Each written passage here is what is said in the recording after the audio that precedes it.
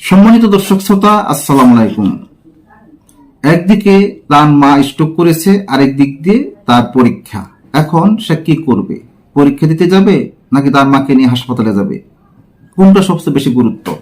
আজকে আনিস আহমেদ নামে একজন পরীক্ষার্থী, তার আজকে এসএসসি পরীক্ষা।